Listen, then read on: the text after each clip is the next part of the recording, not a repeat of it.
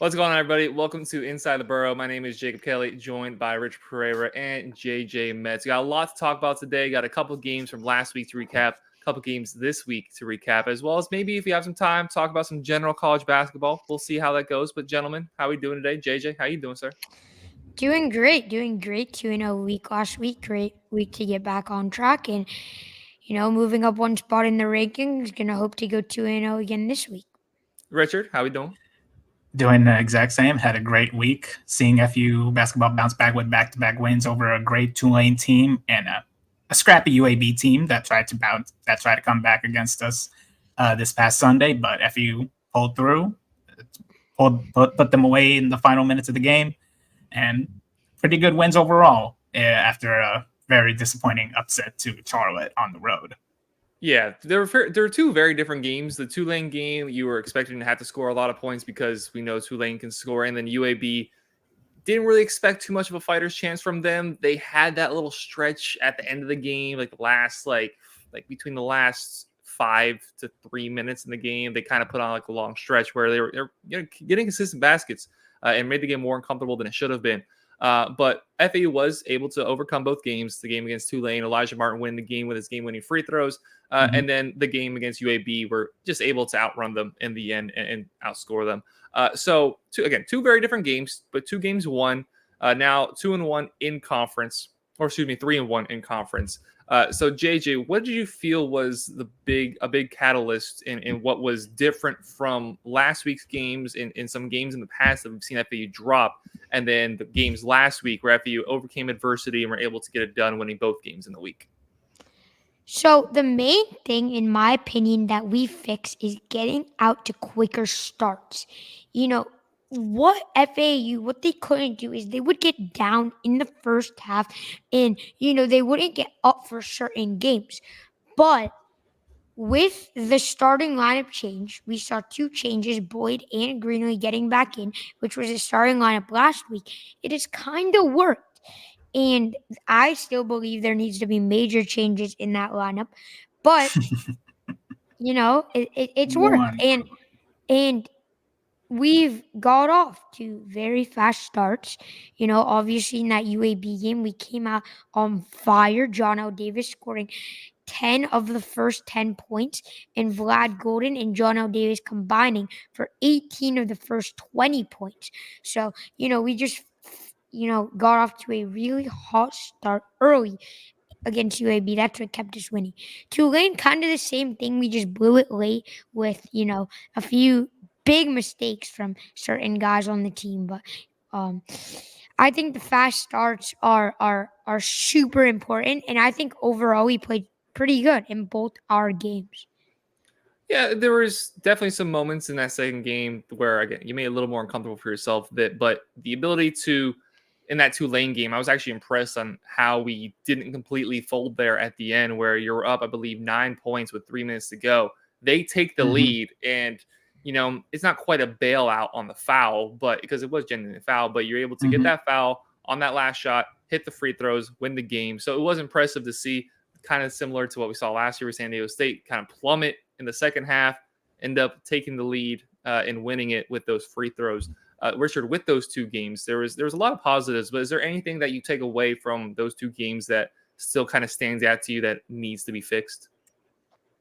Yeah, and one major change I would consider is Elijah Martin.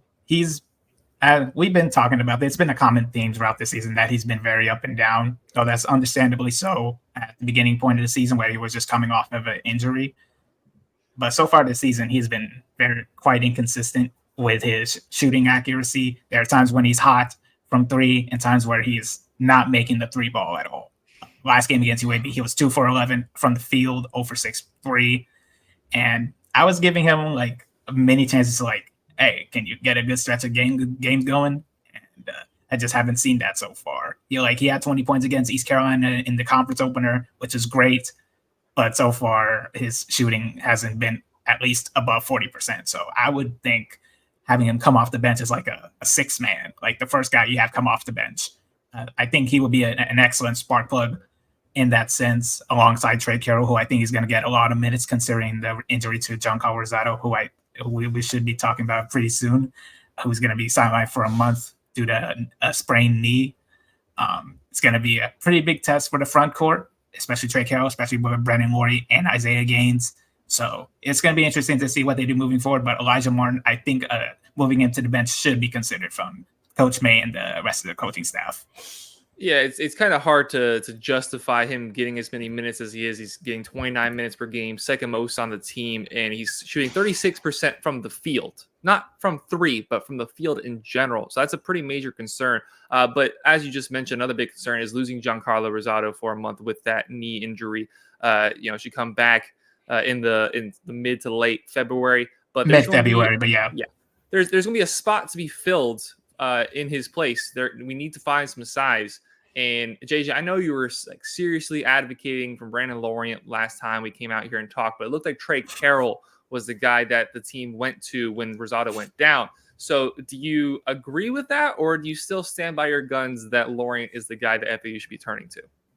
There's no question that Laurent has more talent and upside than Trey Carroll, but Trey Carroll brings a spark of the perimeter shooting. I mean, he's a great shooter, a lot better than what Brandon Laurent brings. But I mean, I was talking about it a lot. Trey Carroll isn't a big. He's listed as a small forward, which is not technically a power forward or a center, which you would consider big. And then Gaines I think is pretty good as well. He brings, Laurent is a little more skinnier and more thin than Gaines. So that's pretty big for Gaines because, he's going to be able to get inside easier. I think Laurent should be playing over Carroll, but Carroll definitely is a great player. He brings really, really good three-point shooting. And I think that Trey Carroll is going to end up being, a huge piece in this FAU team and the teams in the years to come. I think it's going to be a very, very exciting time. Go ahead, Richard. Yeah, Trey Carroll, he was very effective off the bench, 9 points of 4 or 5 shooting, including 1 3-pointer in the first half. You could tell he was very patient with his shot selection, knowing when to shoot or when not to shoot, though there were some shots that he could have taken at several points during the game. But as a whole, overall, he was very effective in the minutes that he got against UAB. And he'll definitely get more playing time, especially with Rosado being out for a significant period of time. But yeah, having him as a big, I don't think is the best scenario. He's best as a wing. He's best on the wing while having guys like Brandon Laurent, who was also best on the wing but could guard inside if needed, a break in case of emergency, as he will. But Isaiah Gaines is more fit for that big man role since he has the frame and the size to guard bigger opponents. And you're mostly getting offensive output from Trey Carroll. You're not getting a lot on the defensive end. That's been actually the one thing holding him back. He did hold his ground. Minutes. He stood his ground against. Yeah. We're finally seeing that slight improvement from him on the defensive end of the floor, but we know he's more of an offensive specialist when he comes out there. Has a good shot from deep. He has a little bit in the post that he can do, but he's not really much that he's going to back down his defender. He's looking to get jump shots. He can finish at the rim, but with this team, with how we have so much guard play, he is going to have to play more of a number 4 role, even if that's not necessarily what he probably wants to do. But then you have Brandon Laurent, who is a very, he juxtaposes what you get from Trey Carroll. You can get the athleticism, you can get the work underneath. He's going to occasionally shoot a 3-point shot, but that's not truly what he wants to do. He wants to flourish with his athleticism and is going to be more comfortable on the interior. And it's going to be very fun to watch these two. And also Isaiah Gaines battle out for who gets that backup spot after Vlad Golden. None of them are really a true center. But we're going to have some games up here against a little bit of a soft spot on our schedule where you could experiment a little bit. And that starts with this game against Wichita State, followed by UTSA, the 2 games we're talking about today. But even Rice, a team who's currently last place in the conference, where you have 3 very winnable games that I could definitely see a little bit of experimentation going on. But that first game, like I mentioned, is going to be going against Wichita State. They're currently 0-3 in conference, 8-8 in total. This is a team that played a very soft schedule early on in its season and won 7 out of their last 8 games. And they have now lost 7 out of their last 8 games, especially now that conference play has come into play. So, Richard, when you see this Wichita State team, what jumps off the page to you? One guy and one guy only, Colby Rogers. He's their best scorer with averages of 16.1 points per game, and he is their best 3-point shooter, without a doubt. He has 44 makes from downtown more than anybody else on the team. The next guys who have 3-point makes are Dalen Rignall and Xavier Bell, who have 17 and 12 triples made from the perimeter. So it's pretty clear that their offense, the perimeter offense, is centralized around Rogers. So denying him the ball and contesting all of his 3-point attempts is a key priority for this team. And the second thing they are very good at, rebounding. They are the best rebounding team in the American, 41.6 rebounds a game, which also has them at 17th in the country. And three of their guys, Rignall, Quincy Ballard, and Kenny Poto, they grab over 6 boards a game for the Shockers. So Vlad Golden, Isaiah Gaines, and everybody else on the Owls, they're going to have a busy time crashing the glass against those guys. Yeah, and we know that rebounding has been something that's been a little bit of a struggle for this Owls team, especially when you traditionally run a 4-guard set. There's not a lot of size to be had beyond your 7-foot-tall center. And JJ, we've seen in games earlier this year, we've talked about it a lot, that FAU sometimes plays down to their competition. In the 2 games, this week and here with this 8-8 Wichita State team, this is a team that they've definitely lacked impressing, especially recently, losing 7 of those 8 previous games, like I mentioned.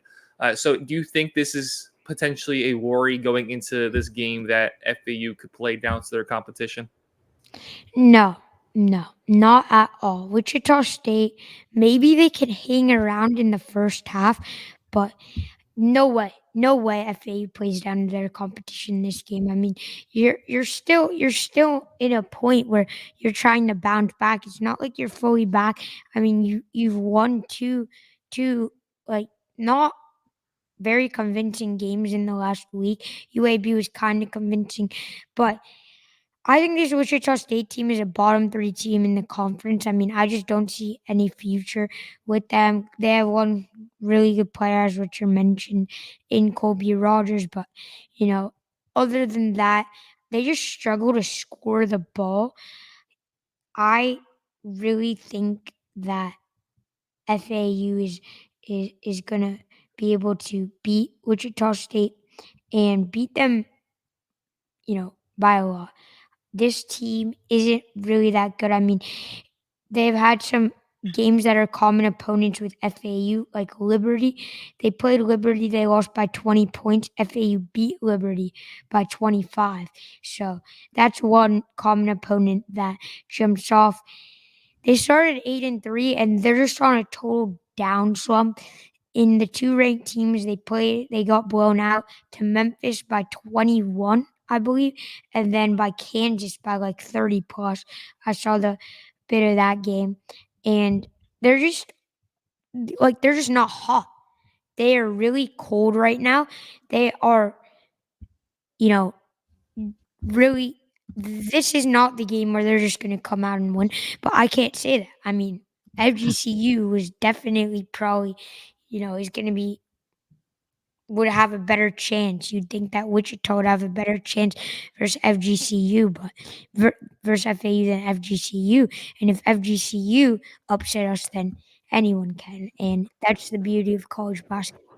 But we're at home, and I think that, we will not play down the competition in this game. Yeah, and you look at this Wichita State, it's very far from that 2013 team that nearly made it to the championship, made it to the Final Four, only lost by 4 points to Louisville.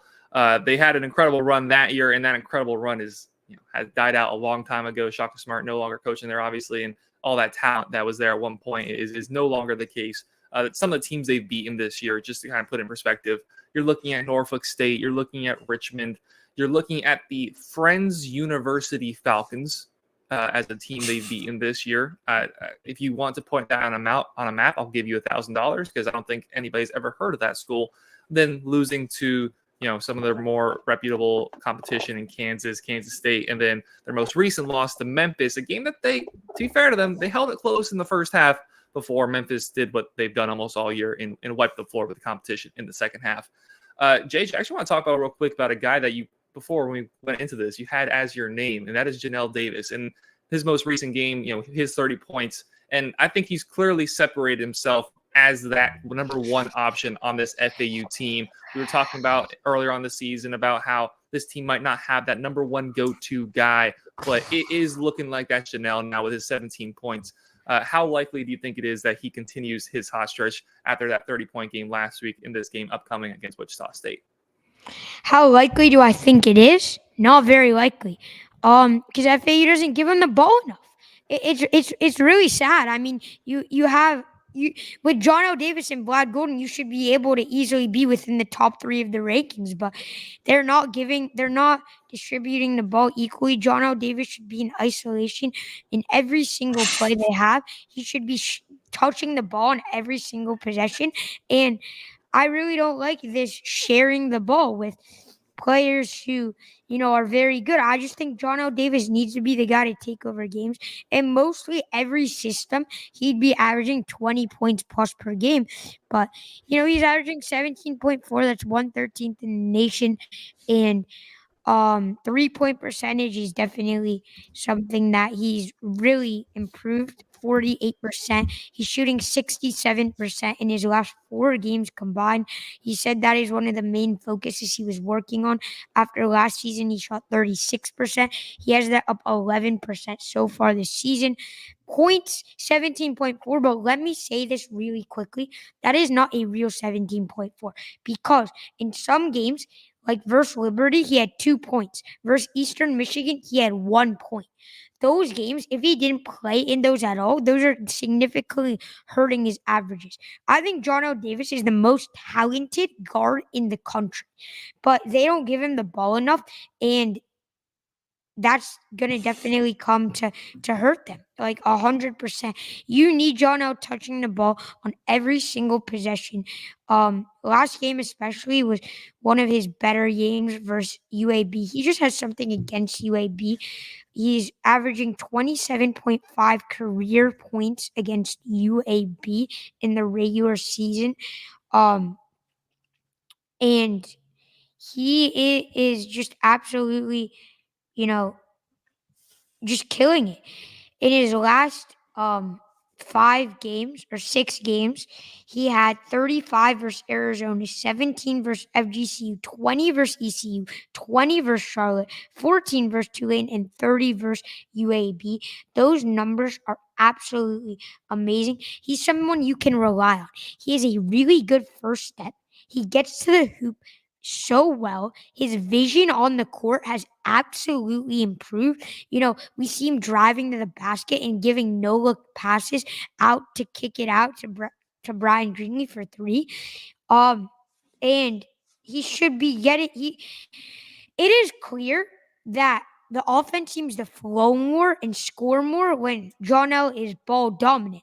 So getting him in isolation is something that the offense needs to incorporate more going forward. I'll end it off with that. And John L. Davis, I mean, if you include him more, he's going to be averaging 25 points per game. He's going to be a top 15 pick in the draft. And if he was in most systems, which I like the Dusty May system of being unselfish, and it worked. It clearly works. I think he's doing phenomenal. But just me, I would give the ball to John L. a little bit more. Janelle Davis propaganda aside, I think Davis is getting the ball a lot throughout the course of the game whenever he's on the court. They're always giving him the ball at every moment. And when it comes to averaging 20 in a game, for the season, he's not averaging that. But if you look at his past 6 games since the Arizona contest, he's been averaging 22.7 points, 6.3 rebounds, 3.3 assists, and 1.7 steals on 53.2% shooting from the field and 46.4% from 3. So it's been pretty clear that he's been more than effective for the Owls. And it's okay to be selfish at times, especially if he's on fire, as he was against UAB, of course. He dropped 30 and made 5 of his 6 attempts from downtown.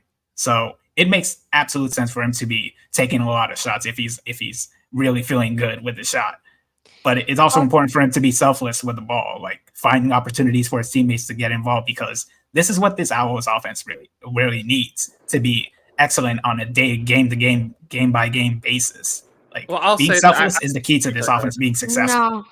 No. Before you go, I think for one, he is getting the ball plenty. He is the maestro of this offense. He may not be the guy who brings it up court all the time, but more often than not, he is getting the ball in his hands at some point in the possession. But I think his best attribute is he doesn't get too hot, he doesn't get too cold. When we're going on a run, if he's hit a big shot, you get the same exact facial expression, him walking down court as if he just missed a shot. It's that calm, cool, level-headed mindset that Kawhi Leonard. He's perfect. Yeah, like you don't get a lot of emotion out of him on the game, which is you sometimes you look for your star athletes to be that energizer bunny out there and just elevating everybody else's emotions, whereas he just wants to go out there and hoop. JJ, I know you got a lot more to say, but we got other stuff to get onto. Mm-hmm. So we'll wrap this one out with giving you guys the floor for your score predictions. Richard, you can go ahead first. Well, first off, eliminating the perimeter game from Kobe Rogers and forcing everybody else on the Shockers to shoot the 3-ball, who they're not that great at, as you can see by the numbers. I think FEU torches Wichita State from perimeter on both sides of the ball, and I think this game ends up being a blowout. I would say FEU wins by 20. FEU 77, Wichita State 57. JJ, we were able to beat UAB by 13 points last time at home. We got back-to-back home games here. So how do you think this one's going to go? Yeah, I think this should be a blowout. And as long as John L. Davis is touching the ball like a lot more, he definitely does. I think he should be shooting 80% of possessions. I think he should absolutely be taking it to the rim. I mean, we've seen it in other systems as well, where guards are just completely ball dominant, I should say. You look at Kentucky, Reed Shepherd. You look at Colorado State, Isaiah Stevens taking it on pretty much every single possession. And Memphis, David Jones. David Jones is playing like 37 minutes a game. So I think that John L. Davis needs to be shooting the ball more. I think we win this game. I'm going to go 85-69. Shooting the ball at 80% of possessions is absolutely nuts. But I'm going to go with, I don't think we're going to get quite to 80. I think it can be a little bit of a slower second half. If we continue how we've shown we can play in the last two games, getting those hot starts, which is kind of the downfall of the games that we lost this year. It was those slow starts like JJ mentioned earlier.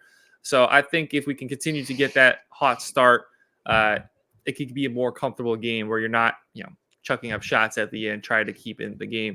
I can see a 78-59 game, 19-point win there for the Owls. And then FAU, following that game, will be going on the road, playing another one of the AAC newcomers in UTSA. And you ask, are they any better than Wichita State? No, they're not. They're only ahead of them in the standings based off their one conference win, which was against the actual last place team in the conference in Rice, who are 0-4 in conference. UTSA 7-10, 1-3 in conference. A team you look at some of their losses this year. You're looking at Lamar, you're looking at Jacksonville State, Little Rock, and then in conference they've lost to UAB, Memphis, and Charlotte. So two pretty solid teams in conference. And then Charlotte, who we also lost to. So, you can't hang your hat on that too much. But then they did get that one conference win. So with this game going on, we'll go to JJ first with UTSA. What challenges do you think poses this FAU team going against the Roadrunners? Yeah. So real quick, UTSA, in my opinion, is better basketball team than Wichita State. Jordan Ivy Curry. When you look at this UTSA team, he is someone who comes to mind first. I watched their game against Memphis. He was playing really well. He was shooting the ball really well. So he's someone that I think is super well. He had 28 against Memphis, and he's been absolutely scoring the ball really well. He's had 15 points or more in all of his last 6 games, which is pretty good. Very good, I should say. He's averaging 17 points, 5.9 rebounds, 4.4 assists.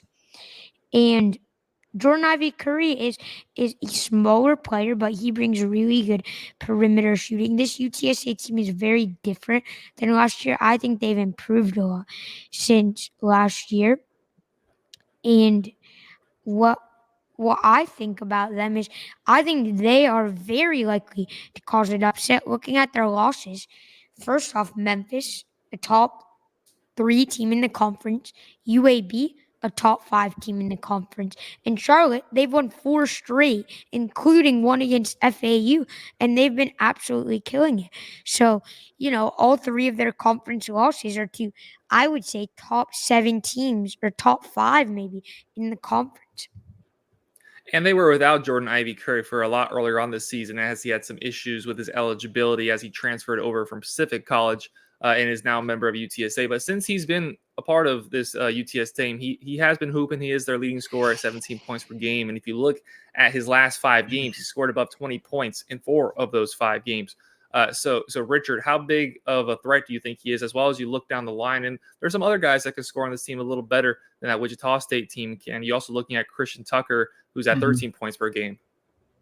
Yeah, definitely. And speaking of Christian Tucker, he is their bar none their best free throw shooter. He is shooting 87% from the charity stripe on 86 attempts. Nobody has more than that besides Trey Edmonds, who has 67 attempts, but he hasn't been as efficient as Tucker has been. But yeah, Christian Tucker, he's a guy to be watch out for when it comes to him drawing contact for fouls to get to the charity stripe to slow down the game, which, as we talked about in prior episodes, FU loves to play fast. So if the pace slows down for them, what does that do to their offense as a whole and defense as well? Because UTSA is capable of scoring a lot of points, but they are just as capable as giving up a lot of points as well.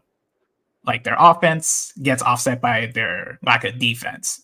So that is something FU should really take advantage of offense-wise when it comes to getting everybody involved in the offense. Janelle Davis, Elijah Martin, Golden, Boyd, Greenlee. And Boyd, I think he's going to play a good impact. He's done very well since coming back into the starting lineup, averaging 50 points a game against Tulane and UAB. So his impact will be very needed against UTSA when it comes to have the offense be in control for the entirety of that matchup. And I think that's another thing that's interesting to point out about Ivy Curry is the fact that he's coming off the bench. So we talked about how Elijah Martin could potentially be a spark plug for this offense, as he hasn't been too reliable given the minutes he's been getting so far this season with his second most minutes on the team. But Ivy Curry Jordan Ivy Curry is a perfect example of, you don't have to be in the starting rotation in order to be impactful for a team. He's scoring 17 points per game, and he's been doing this coming off as a 6th man. It doesn't matter where you start. He's still getting the minutes. He's still getting the opportunity, and in the important parts of the game, he is out there on the floor and getting it done for this UTSA roster. JJ, we talked just recently now about Wichita State and how we don't think FAU is going to let down here, but we haven't seen, or maybe last week was kind of the first time we saw FAU not play down to competition in both of their games so far this season. And not to kind of repeat the question, but almost, kind of repeat the question. We trust against Wichita State at home to not play down to competition, but have they now earned the trust to, you feel confident in both games this week, now going on the road to UTSA, that you're going to find the same FAU team that you're going to find when playing at home? No. And I don't really think home and away. I mean, home and away matters definitely. FAU's 3 of their 4 losses come on the road or neutral site, and only 1 loss, which was to Bryant, was at home. But I think that UTSA is a team who could upset any team, and I'm super high on the Road Runners. So I think that they will shock FAU a little more than what the Shockers in Wichita State. Hey. I don't think the Shockers of Wichita State will shock FAU at all. But I think UTSA, and I don't think that FAU is gonna completely road run the Roadrunners. Oh, dude, he's going pun after pun there. Come on, give me a break. All right, Painful. Go ahead, Richard. Painful is damn right. As we have a little more subject to get to, we'll wrap this out here again, like we usually do with our score predictions. Had Richard go first last time, so JJ, you were a little more pessimistic with this preview about the UTSA game. So are you calling an upset? I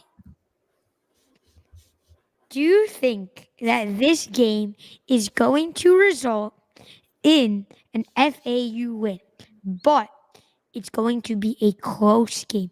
UTSA is going to keep it within single digits at home. Ivy Curry is going to go off. And it depends which FAU team we see. If we see a team who gives the ball to John L. Davis more, we'll win this game. If we see a team that, doesn't give the ball to John L. Davis, we probably won't win this game. And I think UTSA can win this game. I give them over a 20% chance to beat FAU. I would give Wichita State under a 5% chance. I like FAU in this one. I think really that Vlad Golden is going to have a really good game. Some role players as well. I think Brandon Weatherspoon and Jalen Gavney. I mean, they've really impressed me so far this season. And we're gonna figure out what we're doing with Lorient. We haven't really seen him at all. Gaines has been playing more than him, so we're gonna find out a lot of questions this week. I think Vlad Golden, though, you got to feed it to him inside as well. Richard, Right. we were playing the team that one of the best teams in AAC in the football side of things this year. Are they going to have similar success against us like they did in football? To put it in 2 letters in all caps, no. Too many points. They score a lot of points, but they give up too many points as well. And not to mention that they are scoring 79 points per game, but they're doing on inefficient shooting. They're shooting nearly 42% from the field, while their opponents score shoot 2% better. So their inconsistency shooting the ball overall, I think that will come back at them very hard, especially against the FU defense that loves to pressure and contest shots all throughout the entirety of the matchup. So I think UTSA's offense is going to really have a hard time against the Owls defense. So with that, I'll suggest FU winning in double digits, 81 to 64. I think this is a game where FAU can overlook an opponent like JJ was mentioning. We've seen them do it multiple times this year. And since Jordan Ivy Curry has come back to this roster, they've scored a lot more points and have had a better option to go to, especially coming off the bench, even at that. I do think FAU does eventually get the win, but I think it's going to be uncomfortable. I don't think we're going to be too pleased watching the game. I can see it being a 72 to 66 type game, finishing out with free throws at the end. So all 3 of us have FAU going 2-0 this week, hoping to elevate themselves to 15-4 on the season. And for the first time, we'll talk a little bit about general college basketball and just the chaos that is the top 25. I mean, you take a look at the current AP top 25. There is only one team that is in the exact same spot as they were last week. There is a bunch of moving up and down, including 3 teams dropping from the top 10 this week. 8 out of the top 10 teams lost at least once last week. In Arizona, Illinois, and Oklahoma, all dropping out of the top 10. FAU currently sitting at 23. And interestingly enough, North Carolina, that North Carolina team is just sneaking their way up the standings, and I think they genuinely could be the best team in college basketball this year. But JJ, I don't really want to make this about FAU, but FAU currently sit at 23rd in this rankings, and this rankings that's just absolutely chaotic. So do you really think we have a good picture of, at this point in the season, who the best teams in college basketball are? Yes, I think we do at this point. I mean, you look at the top 5 right now. UConn is definitely deserved. I mean, I personally think that they could go 1 or 2. I mean, there are 3 teams who I think could be number 1, which are North Carolina, Purdue, and UConn. And with UConn's head-to-head win, it's hard to put UNC at 1 over North Carolina. But, UConn is playing without their star player in Donovan Clingan, who is probably going to be a top 5, or not, I'll just say lottery pick in this upcoming draft. Purdue at 2. Purdue has absolutely been killing it. They had 2, slumps on the road to Northwestern and Nebraska, but against good teams like Arizona, they're really showing their dominance. They beat other good teams like Marquette, in Tennessee, I believe. They just smacked Indiana on the road yesterday, which Allen Fieldhouse is a really hard place to play. They've struggled in it in the past. Kansas at 3. I think Kansas is as well a good team. Hunter Dickinson leading the way with them.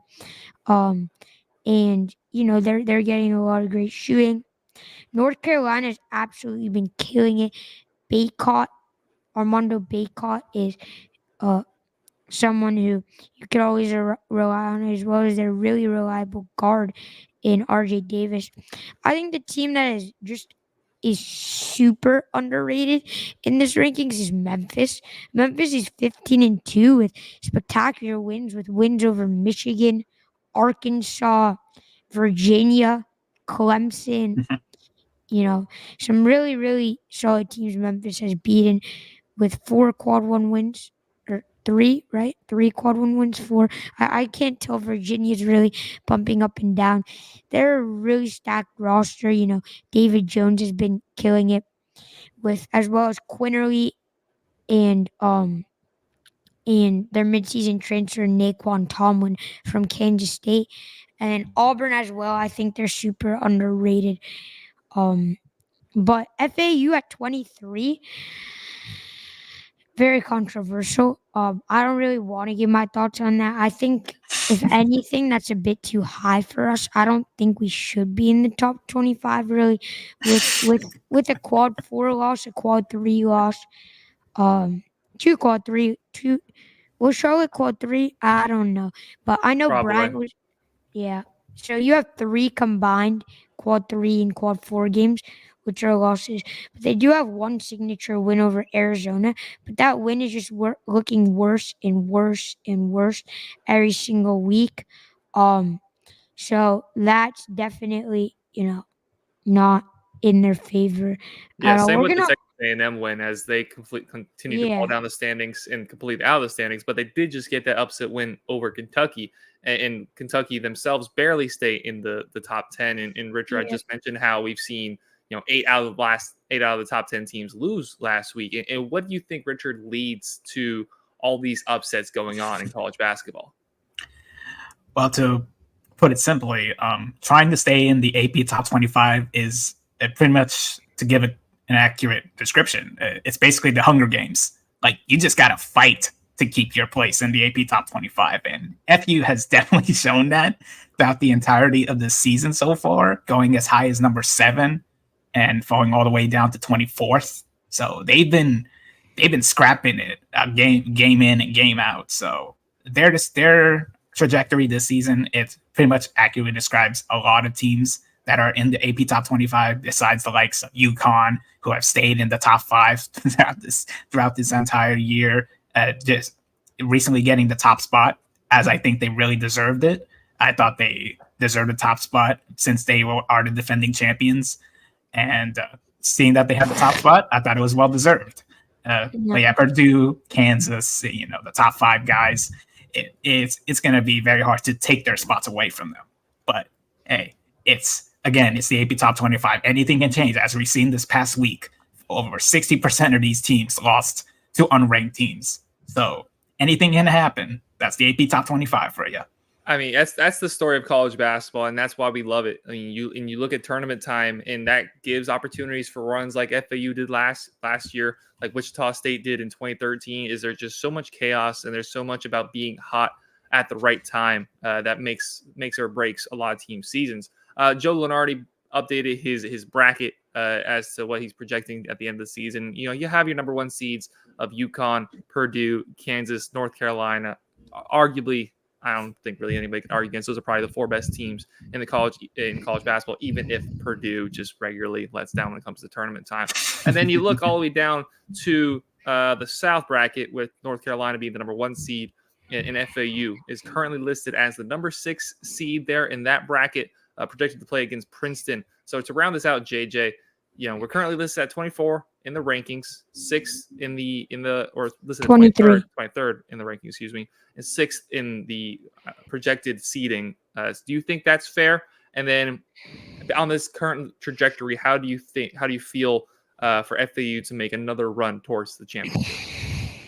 Yeah, let me just say one thing to add on, just one really quick. about UConn. I do agree the defending champ should be one, but UConn is losing their top 3 players from last year in Adama Sanogo, um, Andre Johnson, um, Andre Johnson, and I believe Jordan Hawkins. So those are 3 guys they're losing. As a 6 seed, that's fair. That's fair to be a 6 seed. Trajectory wise, I mean, I don't know if we get the 1 seed with quad 3 and quad 4 losses if we win out. I do still think that we'll have one more loss on the season. I very well could see us winning out, but if we are to somehow some way win out, I think a 2 seed's about right, and I think we'll have one more loss on the season, finish as a 2 seed. As of right now, I mean, so many teams are about to lose, and I mean, I thought a 2 seed coming in was super disappointing coming into the season. I mean, it's really 1 seed or bust at the start, but not many differences from 2 or a 1 seed. You're playing pretty much the same competition. Like a 2 will play a 15, a 1 will play 16, then 2 gets a 7 or 10, 1 gets 8 or 9, and then it goes on like that. But you gotta beat the best to be the best, and if FAU is gonna go down to a 6 seed, they'll just have a harder schedule. But if you want to be the best team in the country, you have to beat the best teams in college basketball. Either way, you're going to have to beat some good teams if you want to hoist that trophy at the end of the season. But it's a long road to then. That starts with this week against Wichita State in UTSA. Go ahead and drop your thoughts down below in the comments. Give your score predictions and how you feel about going into those games as well as the rest of the season. If you'd like to check out some more FAU content, go over to FAUowlsnest.com for some written work from these gentlemen up here above me. Mostly this one right here above me with Richard Pereira. We've been very fortunate to have him come over here on the podcast, as he does almost all of the work over there, or almost all of his work over there. But he's now finally joining us over here, seeing the beautiful face that has led to so many great articles over there. And there's also more FAU content coming out almost daily. Go ahead and hit that subscribe button over here for more FAU videos. That is it for us today. Thank you all very much for watching. Have a great rest of your day. Go Owls, everybody. Go Owls.